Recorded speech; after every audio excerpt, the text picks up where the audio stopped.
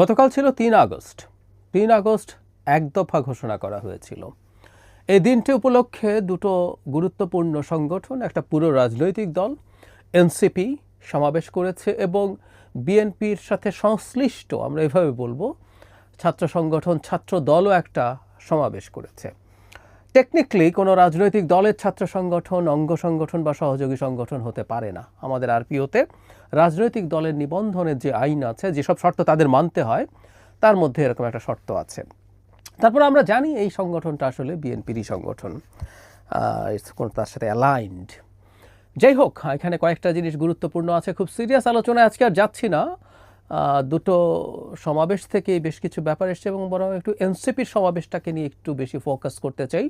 নতুন দল হিসাবে তাদেরকে নিয়ে একটা হাইপ আমাদের চারপাশে তৈরির চেষ্টা আছে, মিডিয়া আছে, সরকারের দিক থেকেও বিভিন্ন ক্ষেত্রে তাদেরকে যে ধরনের গুরুত্ব দেওয়া হয় তাতে তাদের এক ধরনের গুরুত্ব সোসাইটিতে তৈরি হয়েছে।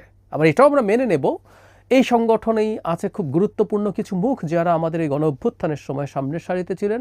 বিশেষ করে এই সংগঠনের যিনি আহ্বায়ক জনাব নাহিদ ইসলাম, আমি তাকে আমাদের এই অভ্যুত্থানের পোস্টার বয় হিসাবে বলি সব সময়, তিনি আছেন। সো এটা এভাবে কিছুটা গুরুত্ব তো পাই। এদিন তারা কিছু কাজ করেছেন, সেটাই বেশি আলোচনার দাবি রাখে। আর তারপরে দু একটা কথা একটু বলে রাখা দরকার যে এই যে দুটো সমাবেশ হলো, এটা খুবই চমৎকার একটা রাজনৈতিক সৌহার্দ্যের প্রমাণ হয়ে থাকলো। আমরা জানি শহীদ মিনারে প্রথম অনুমতি নিয়েছিল সমাবেশের জন্য ছাত্রদল, কিন্তু এনসিপির অনুরোধে তারা শহীদ মিনার ছেড়ে শাহবাগের মোড়ে তাদের সমাবেশ করেছে।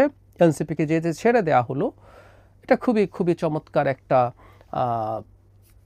ঔদার্য, একটা চমৎকার রাজনৈতিক জেস্চার আমরা মনে করি এবং ভবিষ্যতের রাজনীতিতে এগুলো হতে থাকলে ভালো হবে। দুটো প্রতিযোগী ছাত্র সংগঠন, দুই সংগঠন, একটা পুরো দল এবং একটা ছাত্র সংগঠন কাছাকাছি দূরত্বে সমাবেশ করেছে, পরস্পরকে ক্রস করে গেছে বিভিন্ন জায়গায়। নিশ্চয়ই তেমন কোনো রকম কোনো সমস্যার দিক আমরা দেখিনি। তাহলে খুবই ভালো ব্যাপার, এগুলো ভবিষ্যতেও কন্টিনিউ করা দরকার। এবং একটা জিনিস দুটো সমাবেশেই হয়েছে, এটা একটু ইম্পর্টেন্ট, সেটা হলো বাংলাদেশ সম্ভবত একটা নির্বাচনের দিকে এগিয়ে যাচ্ছে, তার একটা ইশারা আছে। এনসিপি তার ইশতেহার দিয়েছে, এটা নির্বাচনী ইশতেহার না, তারা স্টেটকে কিভাবে দেখতে চায় দীর্ঘমেয়াদে সেটি ইশতেহার দিয়েছে।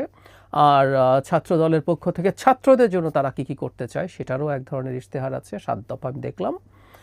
এবং জনাব তারেক রহমান এই সমাবেশে একটা ভাষণ দিয়েছেন, সেখানেও খুবই চমৎকার একটা ভাষণ, এবং সেখানেও তার সরকার আসলে কি করবেন কিছু তথ্য এখানে উনি দিয়েছেন, সব তো দেননি।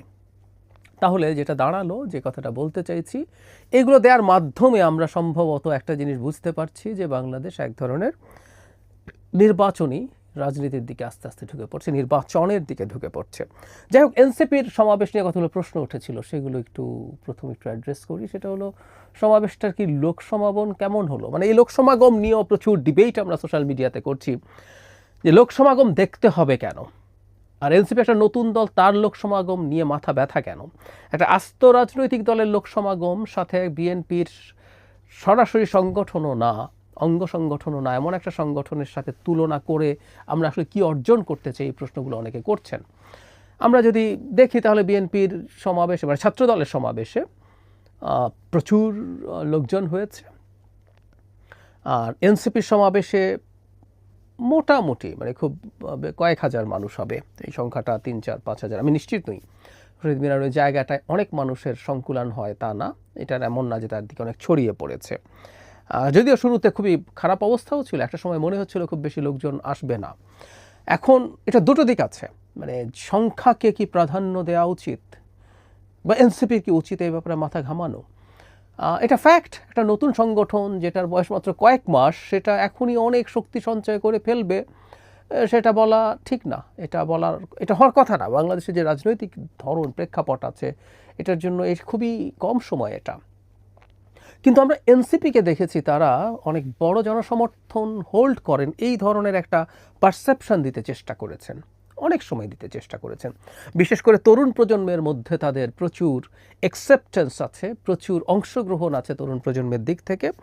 এই ধরনের একটা ভাইব তাদেরকে আমরা দিতে দেখেছি, তারা এটা বলার চেষ্টা করেছেন। ফলে তারা যেখানে যান যাই করুন না কেন তারা খুব ম্যাসিভ স্কেলে করার চেষ্টা করেছেন এবং একই সাথে তারা এই বার্তা সম্ভবত এদেশের জনগণকে দিতে চান, এদেশের বিভিন্ন পাওয়ার সেন্টারকে দিতে চান যে তারা ক্ষমতায় যাওয়ার জন্য ফাইট করছে এবং সেটা খুব অল্প সময়ের মধ্যে তারা করতে চান।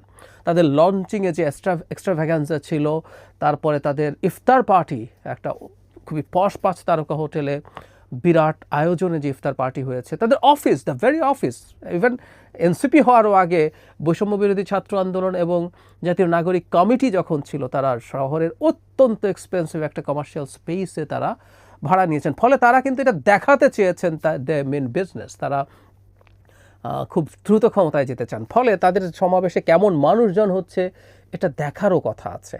যেহেতু আমাদের দেশের রাজনীতিতে এখনও এই ব্যাপারগুলো মানুষ খেয়াল করার চেষ্টা করে, যদি তারা এটাকে পাত্তা না দিতেন, আমি এনসিপির মানুষজনকে দেখেছি তারা যখন জনসংযোগ করতে যাচ্ছেন, জুলাই পদযাত্রা করছেন সারা দেশে, তখন বিভিন্ন জায়গায় খুবই উল্লেখযোগ্য সংখ্যক মানুষ, সব জায়গায় না হলে অনেকগুলো জায়গায় খুবই উল্লেখযোগ্য সংখ্যক মানুষের সমাগম হয়েছে। তারা তো এটাকে খুবই হোল হার্টেডলি, খুবই উৎসাহের সাথে খুবই সেলিব্রেট করেছেন যে এত মানুষজন হয়েছে।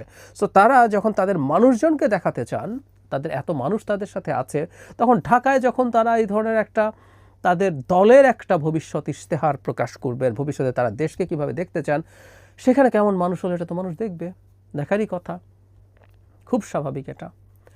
কিন্তু সেইটা যদি বিবেচনা করি সমাগম খুব বেশি হয়নি। আবার একই সাথে আমরা এটাও বলবো একটা নতুন দল রাদার তাদের এই কর্মসূচি তারা যেটা দিতে যাচ্ছেন সেটার উপরেই ফোকাস করা দরকার। সেটা নিয়ে কয়েকটা প্রাথমিক কথা হয়তো পড়েছি একবার, খুবই সুপারফিশিয়ালি, চোখ বুলিয়ে যাওয়ার মতো। ওটা আমি বিস্তারিত পড়বো, মন দিয়ে পড়েছি, বিস্তারিত মন দিয়ে পড়বো, কিছু জিনিস টুকবো, সেগুলো নিয়ে বিস্তারিত আলোচনা করব। বিশেষ করে এনসিপি যেহেতু তার কর্মসূচি আমাদের সামনে হাজির করেছে, দীর্ঘদিন থেকে আমরা বলছিলাম যে এনসিপি তার রাজনীতিটা কি করতে চায় সেটা জনগণের হাতে সামনে প্রেজেন্ট করতে হবে।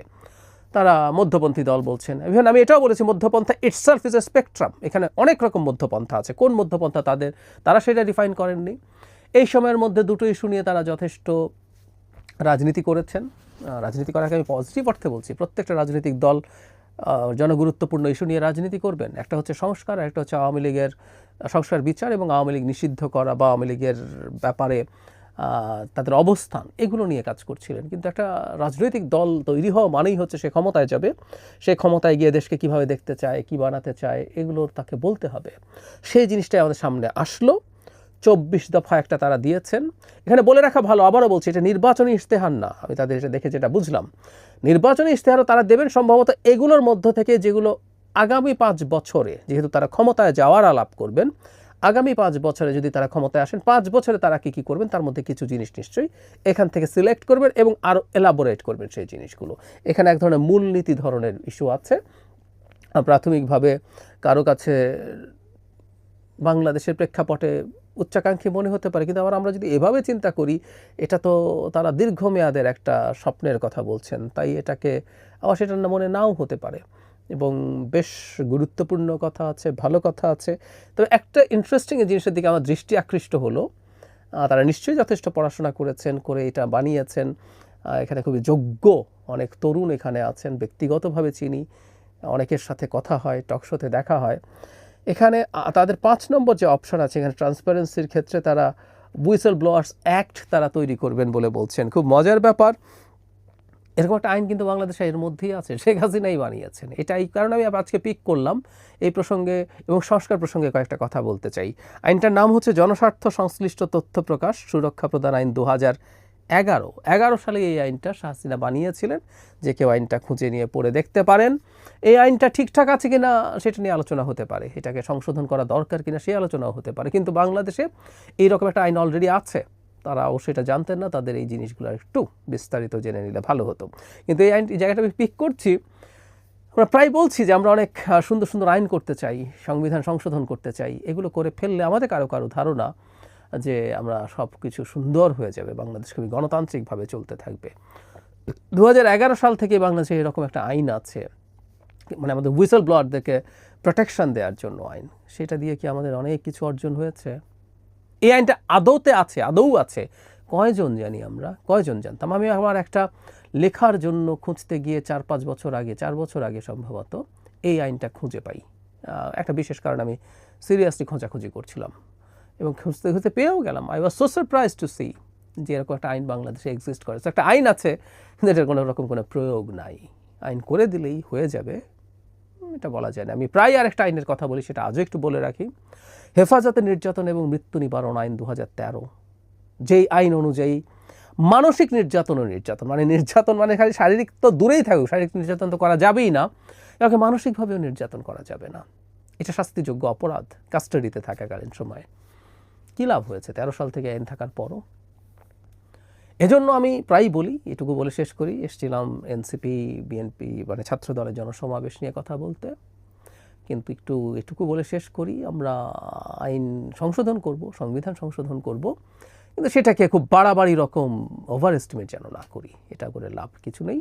আর যেটা একটু আগেই বলেছিলাম, বিশেষ করে এনসিপির যে 24 দফা তাদের কর্মসূচি, সেটা নিয়ে খুঁটিনাটি নিয়ে একটা বিস্তারিত ভিডিও করব। আর বিএনপির যে ছাত্রদলের যে তাদের যে প্রতিশ্রুতিগুলো আছে সেগুলো নিয়ে, তারেক রহমানের বক্তব্য নিয়ে, সেগুলো নিয়েও কথা বলবো।